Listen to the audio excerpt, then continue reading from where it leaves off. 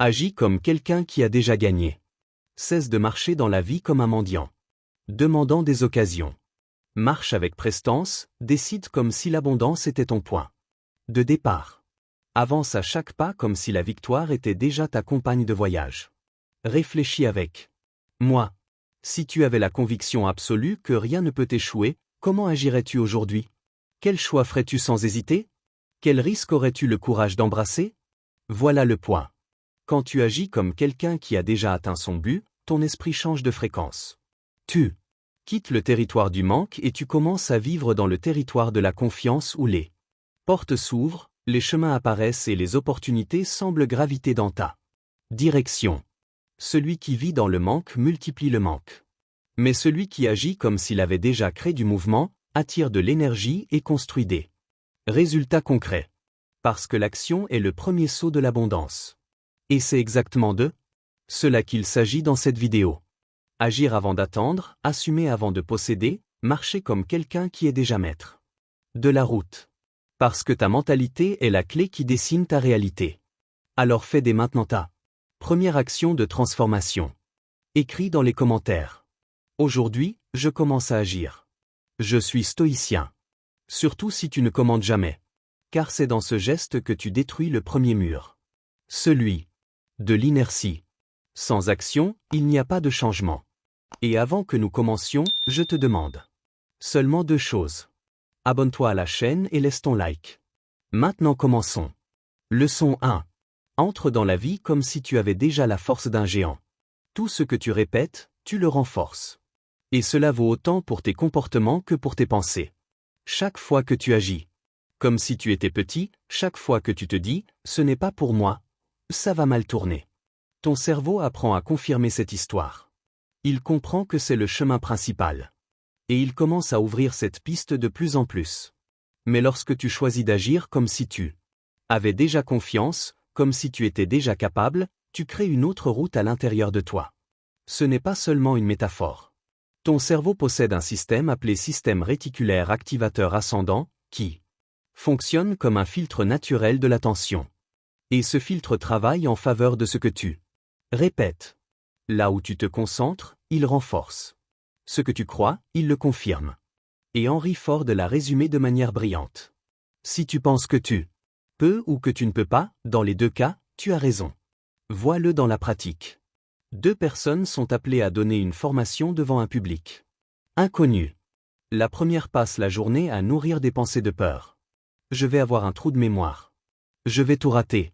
Tout le monde va remarquer que je suis nerveux. Et que se passe-t-il? Au moment de la présentation, elle bégaie, elle fuit le regard. Elle oublie ce qu'elle avait préparé. La seconde répète en silence. J'ai été appelée parce que j'ai de la valeur. Je sais de quoi je parle. Ça va couler de source. Le trac apparaît, mais elle respire, elle se positionne, et elle transmet avec clarté. Le contenu était semblable, mais la différence de résultat fut énorme. Pourquoi? Parce que l'une a entraîné son esprit à s'éteindre, et l'autre a entraîné son esprit à briller. Épictète disait déjà, ce n'est pas ce qui t'arrive qui compte, mais la manière dont tu réagis. Et la réaction ne commence pas au moment du défi. Elle commence dans les pensées que tu cultives chaque jour, dans la façon dont tu décides d'agir face à toi-même. Si tu te concentres seulement sur la peur, ton esprit commence à déformer la réalité. Un simple regard de quelqu'un devient un jugement. Une opportunité devient un risque d'échec. Même le silence semble être un signe de rejet. Tu en viens à vivre entouré de fantômes qui n'existent pas, mais qui volent ton énergie comme s'ils étaient réels. Et ainsi, avant même d'essayer, tu te sens déjà vaincu. Mais si tu commences à agir comme si tu avais déjà confiance, comme si tu étais déjà abondant, quelque chose change en toi. Tu ne restes plus prisonnier du « et si ça tourne mal », tu commences à voir les petites chances qui étaient cachées sur ton chemin. Et plus tu agis dans cette direction, plus tu perçois que ce qui semblait impossible n'était qu'invisible pour celui qui restait paralysé. C'est pourquoi la clé n'est pas d'attendre le courage pour agir, mais d'agir pour que le courage naisse. Ton cerveau répond au mouvement, pas à la promesse. Chaque pas fait est une preuve concrète que tu ne vis plus dans le manque, mais dans la possibilité. Alors réponds avec sincérité. Où ton radar est-il allumé aujourd'hui? Sur la peur ou sur la possibilité? Sur la rareté ou sur l'abondance? La réponse n'est pas dehors, elle est dans les petits gestes que tu choisis de répéter. Leçon de vie entourée d'opportunités. Agis comme si tu avais déjà accès au monde que tu désires. Marche comme si tu en faisais déjà partie. Quand tu t'entoures d'environnements plus vastes, ton esprit commence à s'élargir et ce qui paraissait inaccessible devient soudain quelque chose de naturel. Pause. Si aujourd'hui tu ne côtoies que des personnes qui se contentent de peu, chaque au-delà du minimum semblera exagéré ou avide. Mais lorsque tu t'approches de ceux qui ont déjà conquis ce dont tu rêves, soudain l'abondance cesse d'être une fantaisie et devient simplement une question d'action, de stratégie et de mentalité. Celui qui vit entouré de limitations ne voit que des barrières. Celui qui vit entouré de possibilités voit des chemins. Voilà la force de la proximité. Elle crée la preuve vivante que c'est possible. Le cerveau a besoin de voir pour croire, et rien n'est plus puissant que de constater de près que le succès est réel. Épictète avertissait déjà. Souvent, nous devenons ce que nous contemplons. Ce que tu regardes, ce que tu écoutes, avec qui tu te connectes, tout cela détermine la taille de tes pas et la direction de ta vie. Il ne s'agit pas d'envier ou de rivaliser, mais d'apprendre de ceux qui y sont déjà arrivés. Newton disait, « Si j'ai vu plus loin, c'est parce que je me suis appuyé sur les épaules de géants. » Il est devenu l'un des plus grands génies de l'histoire parce qu'il a su apprendre de ceux qui l'avaient précédé. Et c'est cela qui transforme les limites personnelles en ponts vers l'extraordinaire. Si cela a été possible pour quelqu'un, cela peut aussi l'être pour toi. Mais il faut changer le paysage qui nourrit ton esprit. C'est pourquoi, choisis avec intention, recherche des personnes, des environnements et des idées qui te renforcent. Car quand tu agis comme si tu appartenais déjà à ce niveau, ton cerveau commence à travailler pour t'y placer réellement. Et si cette leçon a eu du sens pour toi, commande ci-dessous, je m'entoure de ce qui me renforce. Car aucun changement n'arrive isolément. L'environnement peut accélérer ou saboter ce que tu essaies de construire. Leçon 3. La façon dont tu te perçois détermine la vie que tu construis. Peu importe combien de compliments tu reçois, combien de personnes t'admirent, ou combien de résultats tu as déjà obtenus, si, à l'intérieur de toi, tu continues à te voir comme quelqu'un de petit, de limité ou d'insuffisant, tes choix vont refléter cette image déformée. C'est comme essayer d'élever un gratte-ciel sur du sable. Peu importe la qualité des matériaux, il ne se soutient pas. De la même manière, il ne sert à rien d'avoir du talent, de la connaissance et de la préparation si, au fond, tu crois que tu ne le mérites pas. Parce que cette croyance sabote au moment le plus important. Tu te tais quand tu devrais parler. Tu acceptes moins que ce que tu désires. Tu t'excuses même d'exister. Pense à une scène simple. Quelqu'un entre dans un entretien d'embauche en se sentant inférieur. La voix sort faible, le regard fuit, le corps se replie. L'intervieweur ne perçoit pas de l'humilité. Il perçoit de l'insécurité. Et l'opportunité s'échappe, non pas parce que cette personne n'était pas capable, mais parce qu'elle a agi comme quelqu'un qui ne croyait pas en elle. Maintenant, imagine la même personne. Avec les mêmes compétences, mais avec une autre posture, la tête haute, la voix claire, une présence ferme. Elle ne fait pas semblant d'être parfaite. Elle choisit simplement d'agir comme quelqu'un en croissance, quelqu'un qui croit déjà en sa propre force. Cette attitude change tout. Épictète disait, rien de grand ne se crée soudainement. Et cela vaut aussi pour toi. Tu n'as pas besoin d'attendre d'avoir toutes les réponses pour agir. Avec confiance. Tu peux commencer dès maintenant, en te traitant comme quelqu'un de digne. En marchant comme celui qui mérite, en parlant comme celui qui connaît sa propre valeur. Ce n'est pas de la fausseté. C'est une direction. Feindre dans ce sens, ce n'est pas mentir. C'est anticiper la version plus grande de toi-même. C'est donner à ton esprit un nouveau modèle de comportement, plus fort, plus ferme, plus aligné avec l'avenir que tu veux construire. Parce que si tu continues à te voir comme fragile, tes attitudes vont se rétrécir avec cette vision. Mais lorsque tu commences à te lever avec présence, à te positionner avec fermeté et à te respecter, tu envoies un message silencieux au monde, je suis plus grand que ce qu'on a essayé de me faire croire. À ce moment-là, tes croyances, tes douleurs, les difficultés que la vie t'a imposées, rien de tout cela ne définit qui tu es. Ton passé ne définit pas ta taille. Tu n'es pas ce qui t'est arrivé. Tu es ce que tu choisis de faire à partir de maintenant. Chaque nouvelle action est comme changer de miroir. L'image reflétée cesse d'être celle des blessures et devient celle de la décision de grandir. Si c'est le tournant dont tu as besoin, comment ici, je choisis de me voir avec force. C'est la première brique de la nouvelle vie qui commence à l'intérieur. Leçon 4. Agis avec la certitude de celui qui a déjà gagné. Imagine un acteur sur le point d'entrer en scène. Il n'a pas encore reçu d'applaudissements, il ne sait pas si le public va aimer, mais il est déjà là, vivant le personnage comme s'il était réel. Il respire, il parle et il bouge, comme si le rôle lui appartenait déjà. Pour toi, c'est la même chose. Avant même de conquérir ce que tu désires, agis comme si le chemin était déjà en marche. C'est le début de la transformation. Tromper ton esprit volontairement jusqu'à ce qu'il comprenne que cela fait déjà partie de ta vie. Notre cerveau ne différencie pas ce qui est réel de ce qui est imaginé avec conviction. C'est pourquoi, quand tu agis comme la personne que tu souhaites devenir, ton esprit reprogramme pensée, émotions et comportements. La réalité commence à changer de l'intérieur vers l'extérieur. C'est ce que nous appelons reprogrammation mentale. Une décision de se comporter comme si la victoire n'était qu'une question de temps. 7. Posture change ton énergie, ton ton de voix, ton regard. Pense à quelqu'un qui ouvre une entreprise. S'il agit avec doute, parle avec insécurité, s'excuse d'essayer, il transmet du désespoir. Personne ne fait confiance à celui qui ne transmet pas de confiance. Maintenant, imagine quelqu'un qui arrive avec une posture ferme, regarde dans les yeux, présente ses idées avec clarté, sans avoir besoin de rien prouver.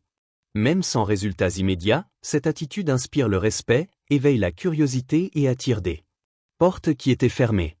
C'est ainsi dans n'importe quel domaine. Un candidat lors d'un entretien, un athlète dans une compétition, quelqu'un qui défend un projet. Elle crée la preuve vivante que c'est possible. Le cerveau a besoin de voir pour croire, et rien n'est plus puissant que de constater de près que le succès est réel. Épictète avertissait déjà. Souvent, nous devenons ce que nous contemplons. Ce que tu regardes, ce que tu écoutes, avec qui tu te connectes, tout cela détermine la taille de tes pas et la direction de ta vie. Il ne s'agit pas d'envier ou de rivaliser, mais d'apprendre de ceux qui y sont déjà arrivés. Newton disait, « Si j'ai vu plus loin, c'est parce que je me suis appuyé sur les épaules de géants. » Il est devenu l'un des plus grands génies de l'histoire parce qu'il a su apprendre de ceux qui l'avaient précédé. Et c'est cela qui transforme les limites personnelles en ponts vers l'extraordinaire. Si cela a été possible pour quelqu'un, cela peut aussi l'être pour toi. Mais il faut changer le paysage qui nourrit ton esprit. C'est pourquoi, choisis avec intention, recherche des personnes, des environnements et des idées qui te renforcent. Car quand tu agis comme si tu appartenais déjà à ce niveau, ton cerveau commence à travailler pour t'y placer réellement. Et si cette leçon a eu du sens pour toi, commande ci-dessous, je m'entoure de ce qui me renforce. Car aucun changement n'arrive isolément. L'environnement peut accélérer ou saboter ce que tu essaies de construire. Leçon 3. La façon dont tu te perçois détermine la vie que tu construis. Peu importe combien de compliments tu reçois, combien de personnes t'admirent, ou combien de résultats tu as déjà obtenus, si, à l'intérieur de toi, tu continues à te voir comme quelqu'un de petit, de limité ou d'insuffisant, tes choix vont refléter cette image déformée. C'est comme essayer d'élever un gratte-ciel sur du sable. Peu importe la qualité des matériaux, il ne se soutient pas. De la même manière, il ne sert à rien d'avoir du talent, de la connaissance et de la préparation si, au fond, tu crois que tu ne le mérites pas. Parce que cette croyance sabote au moment le plus important. Tu te tais quand tu devrais parler. Tu acceptes moins que ce que tu désires. Tu t'excuses même d'exister. Pense à une scène simple. Quelqu'un entre dans un entretien d'embauche en se sentant inférieur. La voix sort faible, le regard fuit, le corps se replie. L'intervieweur ne perçoit pas de l'humilité. Il perçoit de l'insécurité. Et l'opportunité s'échappe, non pas parce que cette personne n'était pas capable, mais parce qu'elle a agi comme quelqu'un qui ne croyait pas en elle. Maintenant, imagine la même personne. Avec les mêmes compétences, mais avec une autre posture, la tête haute, la voix claire, une présence ferme. Elle ne fait pas semblant d'être parfaite. Elle choisit simplement d'agir comme quelqu'un en croissance, quelqu'un qui croit déjà en sa propre force. Cette attitude change tout. Épictète disait, rien de grand ne se crée soudainement. Et cela vaut aussi pour toi.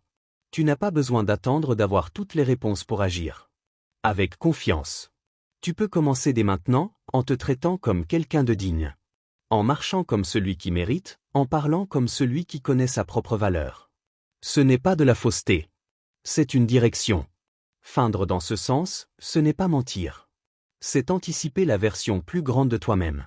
C'est donner à ton esprit un nouveau modèle de comportement, plus fort, plus ferme, plus aligné avec l'avenir que tu veux construire. Parce que si tu continues à te voir comme fragile, tes attitudes vont se rétrécir avec cette vision. Mais lorsque tu commences à te lever avec présence, à te positionner avec fermeté et à te respecter, tu envoies un message silencieux au monde, je suis plus grand que ce qu'on a essayé de me faire croire. À ce moment-là, tes croyances, tes douleurs, les difficultés que la vie t'a imposées, rien de tout cela ne définit qui tu es. Ton passé ne définit pas ta taille. Tu n'es pas ce qui t'est arrivé. Tu es ce que tu choisis de faire à partir de maintenant. Chaque nouvelle action est comme changer de miroir. L'image reflétée cesse d'être celle des blessures et devient celle de la décision de grandir. Si c'est le tournant dont tu as besoin, commente ici, je choisis de me voir avec force. C'est la première brique de la nouvelle vie qui commence à l'intérieur. Leçon 4. Agis avec la certitude de celui qui a déjà gagné. Imagine un acteur sur le point d'entrer en scène. Il n'a pas encore reçu d'applaudissements, il ne sait pas si le public va aimer, mais il est déjà là, vivant le personnage comme s'il était réel. Il respire, il parle et il bouge, comme si le rôle lui appartenait déjà. Pour toi, c'est la même chose. Avant même de conquérir ce que tu désires, agis comme si le chemin était déjà en marche. C'est le début de la transformation. Tromper ton esprit volontairement jusqu'à ce qu'il comprenne que cela fait déjà partie de ta vie. Notre cerveau ne différencie pas ce qui est réel de ce qui est imaginé avec conviction. C'est pourquoi, quand tu agis comme la personne que tu souhaites devenir, ton esprit reprogramme pensée, émotions et comportements. La réalité commence à changer de l'intérieur vers l'extérieur. C'est ce que nous appelons reprogrammation mentale. Une décision de se comporter comme si la victoire n'était qu'une question de temps. 7. Posture change ton énergie, ton ton de voix, ton regard. Pense à quelqu'un qui ouvre une entreprise. S'il agit avec doute, parle avec insécurité, s'excuse d'essayer, il transmet du désespoir. Personne ne fait confiance à celui qui ne transmet pas de confiance. Maintenant, imagine quelqu'un qui arrive avec une posture ferme, regarde dans les yeux, présente ses idées avec clarté, sans avoir besoin de rien prouver. Même sans résultats immédiats, cette attitude inspire le respect, éveille la curiosité et attire des portes qui étaient fermées. C'est ainsi dans n'importe quel domaine. Un candidat lors d'un entretien, un athlète dans une compétition, quelqu'un qui défend un projet. Épictète disait déjà, ton esprit sera de la forme dont tu le façonnes. Façonner l'esprit commence par la voie que tu cultives. Si tu te qualifies d'incapable, le cerveau y croit. Si tu te rappelles que tu es en train d'apprendre, il se détend. Cela change tout, depuis ta manière d'étudier jusqu'à la façon dont tu affrontes tes propres erreurs. Il ne s'agit pas d'être complaisant, mais d'être juste, soit comme un entraîneur, ferme, mais jamais cruel, corrige, mais n'humilie pas. Oriente, mais ne détruit pas. La voie que tu choisis aujourd'hui définit la vie que tu vivras demain. Alors prends un nouvel engagement avec toi-même. Laisse dans les commentaires. Je suis en train de changer la voie qui vit en moi. Parce que celui qui apprend à se traiter avec respect commence à conquérir des choses qui auparavant semblaient impossibles. Leçon 7. Toute conquête exige un sacrifice. Celui qui est déjà arrivé là où vous rêvez d'être a payé le prix avant la récompense. Il a moins dormi. Refusé les invitations qui auraient détourné son attention. Échanger le plaisir immédiat contre la discipline silencieuse. Si vous voulez cette vie, agissez comme quelqu'un qui est déjà sur le chemin. Entraînez le corps et l'esprit avec de petites renonciations. Choisissez de payer le prix maintenant, car la facture du regret est toujours plus chère. Vous voulez être discipliné? Alors levez-vous comme quelqu'un de discipliné, même quand le lit semble être un aimant. Vous voulez être reconnu pour ce que vous faites? Alors étudiez, entraînez-vous et répétez, même quand personne ne vous regarde. Vous voulez un avenir avec de la liberté? Alors gérez l'argent comme quelqu'un qui est déjà libre. Faites des coupes, des ajustements, dites des noms que les faibles ne parviennent pas à dire. Vous n'avez pas besoin d'attendre de conquérir pour commencer à agir, comme si vous étiez déjà arrivé. C'est l'inverse. C'est justement quand vous agissez comme si vous l'étiez que vous commencez à le devenir. Pensez à un athlète. Il n'a pas encore de médaille, mais il vit déjà comme un champion. Il s'entraîne fatigué, se couche tôt, renonce au confort. Ce n'est pas le titre qui le pousse à agir ainsi, c'est le comportement qui construit le titre. Marc Aurèle disait déjà, ce qui est difficile à supporter devient précieux lorsqu'il est surmonté. Ce n'est pas seulement une renonciation, c'est une déclaration silencieuse que vous savez où vous allez. L'erreur est de croire que le sacrifice vient après le succès. La vérité, c'est que le sacrifice est le succès en construction. Chaque fois que vous choisissez la difficulté maintenant, la lecture à la place de la distraction, la salle de sport à la place du lit, le silence à la place de la réponse impulsive, vous posez une brique dans l'avenir où vous souhaitez habiter. Maintenant demandez-vous, si vous étiez déjà celui que vous voulez être, quel sacrifice feriez-vous naturellement? Commencez par cela. Si vous ne connaissez pas la réponse, regardez ceux qui y sont déjà arrivés. Une personne en bonne santé, comment vit-elle? Un entrepreneur, comment pense-t-il? Une personne calme, comment réagit-elle? Parce que chaque choix difficile fait aujourd'hui est la preuve que vous êtes déjà cette personne dans votre essence. Alors commentez ici. Je paie le prix de mon évolution. La vie demande toujours un prix. Et ceux qui le paient avec courage, reçoivent avec constance. Leçon 8. Arrête de vivre prisonnier du jugement des autres. Agis comme si tu avais déjà la confiance que tu désires tant. Parce que rien ne paralyse plus que la peur du regard des autres. Tu sais ce que tu veux, tu sais ce que tu dois faire, mais au moment où tu élèves la voix, tu imagines déjà les regards. Au moment où tu publies quelque chose, tu anticipes déjà les critiques. Et quand tu tentes quelque chose de nouveau, tu entends mentalement des rires qui n'ont même pas eu lieu. Cette peur est traîtresse, parce qu'elle n'arrive pas en criant. Elle convainc avec logique, ce n'est pas le moment. Ils vont trouver ça excessif. Et si personne n'aimait? Ainsi, tu gardes tes idées, tes opinions et tes talents, jusqu'à oublier ce que c'est qu'agir librement. Mais voici la vérité. Tout le monde qui est devenu quelqu'un de plus grand a déjà ressenti ce même inconfort. La différence, c'est qu'ils ont continué d'avancer, parce qu'ils se souciaient plus d'être vrais que de plaire. La peur de paraître imposteur n'est que le péage de celui qui grandit accepte de le payer. Réfléchis à cela. Les gens te jugent déjà, même si tu ne fais rien, même si tu te caches, même si tu essaies de plaire à tout le monde. Alors pourquoi ne pas être jugé pour avoir essayé d'être authentique, au lieu d'être félicité, pour vivre une vie qui ne te représente pas? Imagine cette scène. Une femme rêve de créer une chaîne de cuisine. Mais elle n'enregistre jamais parce qu'elle déteste sa propre voix. Pendant ce temps, quelqu'un avec moins de technique et moins de préparation a du courage, enregistre, se trompe, apprend, s'améliore et grandit. Parce que le courage gagne toujours face à la perfection. Épictète disait déjà, si tu veux être bon, accepte de paraître sot. Accepte d'être mal compris au début. Accepte de ne pas plaire à tout le monde. Parce que, si tu n'as pas le courage d'être qui tu es, tu passeras ta vie à jouer un rôle que tu n'as jamais choisi. La liberté commence quand tu cesses de demander la permission d'être authentique. C'est cette posture qui change tout.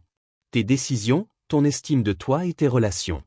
Celui qui ne se plie pas au jugement des autres marche, enfin la tête haute. Si cette clé s'est tournée en toi, commente ici. Je ne demande plus la permission d'être qui je suis. Parce que la seule approbation dont tu as besoin pour vivre vraiment, c'est la tienne. Leçon 9. Apprends à gravir. Chaque obstacle est une chance déguisée. Tout le monde veut grandir. Mais presque personne ne veut être mis à l'épreuve. Sauf qu'il n'existe pas d'évolution sans épreuve. Celui qui fuit les tests, fuit aussi sa propre croissance. Parce qu'ils ne sont pas des punitions, ils sont l'appel vers ta prochaine version. La vie n'attendra pas que tu te sentes prêt. Elle place simplement quelque chose de difficile sur ton chemin, sans avertir et observe. Vas-tu reculer ou vas-tu utiliser cela comme un tremplin pour monter? Beaucoup, face à la première difficulté, abandonnent déjà. Ils voient l'obstacle comme une menace, comme une attaque personnelle. D'autres respirent profondément, ajustent leur concentration et l'affrontent comme un entraînement. Peut-être qu'ils se trompent, mais ils restent debout. Et c'est exactement cela qui différencie ceux qui ne font qu'essayer de ceux qui gagnent. Pense à un marathon. Au départ, tout semble fort, confiant, préparé. Mais la vérité apparaît dans la montée raide, celle qui exige tout. C'est là que se sépare celui qui voulait seulement participer de celui qui est prêt à conquérir. Certains ralentissent, regardent autour d'eux, se plaignent. D'autres accélèrent, sachant que cette montée est le filtre naturel entre confort et dépassement. Marc Aurèle rappelait, Dieu ne te donne pas ce que tu veux. Il te donne ce dont tu as besoin pour grandir.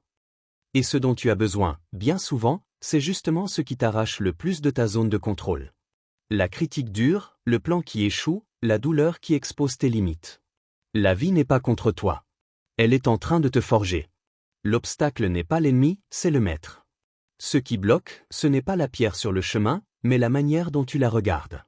Quand tu changes l'interprétation, tu changes l'expérience. Alors répète mentalement maintenant, la vie n'est pas contre moi. Elle est en train de me préparer. Et écris ici, je transforme chaque défi en marche. Parce que quand tu agis ainsi, même la douleur devient une partie de ta force. Leçon dit l'action vient en premier. Tu ne deviens pas différent simplement en le souhaitant, mais en agissant. L'identité ne se construit pas avec des mots, elle s'épure à travers ce que tu répètes chaque jour. Le monde n'écoute pas ce que tu dis vouloir faire. Il observe ce que tu fais réellement. Combien de fois as-tu déjà dit, cette fois, c'est parti. Cette fois, c'est sérieux. Je vais changer. Et dès le lendemain, tu es retombé dans les mêmes distractions, les mêmes habitudes, les mêmes excuses. Chaque fois que cela arrive, ton propre esprit commence à douter. Ta parole perd de sa force et ton identité se fragilise. Le cerveau apprend par répétition. Si tu promets de te lever tôt, mais que tu repousses, il comprend. Cela n'a pas d'importance. Si tu dis que tu vas t'entraîner, mais que tu manques à ta parole, il enregistre. Cette promesse n'a aucune valeur. Et lorsque ta propre parole ne vaut même plus pour toi, tout autour de toi commence à s'effondrer. Car aucun discours ne peut soutenir une vie sans action. Pense à celui qui veut être productif. Il fait un tableau. Il publie une phrase motivationnelle. Il regarde des vidéos sur les habitudes, mais il continue à faire défiler les réseaux, à repousser ses tâches, à se disperser toutes les 5 minutes.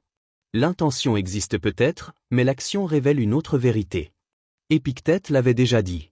Ne te glorifie pas de savoir ce qu'il faut faire. Agis. Le véritable changement est discret au début. Il se trouve dans le fait d'éteindre son téléphone, de terminer ce que tu as commencé, de dire non là où auparavant tu aurais dit oui. C'est dans cet entraînement silencieux que ta nouvelle version commence à naître. Tu veux être plus courageux? Dis ce que tu penses dans de petites situations. Tu veux être plus centré? Choisis le silence là où avant tu aurais réagi. Tu veux plus de confiance? Redresse ta posture et marche comme quelqu'un qui a déjà gagné, même si au fond tu trembles encore. C'est ainsi que tout commence. Tu agis d'abord et le sentiment vient après. La plupart abandonnent parce qu'elles veulent ressentir avant de commencer, alors que la vérité, c'est qu'en commençant seulement, tu finiras par ressentir. Si tu es arrivé jusqu'ici, c'est parce que quelque chose en toi a déjà commencé à bouger, et cela compte plus que n'importe quelle certitude. Tu es déjà sorti du pilote automatique et celui qui s'éveille de l'inconscience a déjà amorcé la transformation. N'attends pas d'être prêt. Marc Aurèle rappelait, ne perds plus de temps à discuter de la façon dont une bonne personne doit être. Sois en une. Alors, fais semblant comme si tu l'étais déjà. Agis comme si tu avais déjà décidé. Et répète cela jusqu'à ce qu'il n'y ait plus aucun doute sur celui que tu es devenu. Écris en commentaire. Je suis déjà en train de le devenir.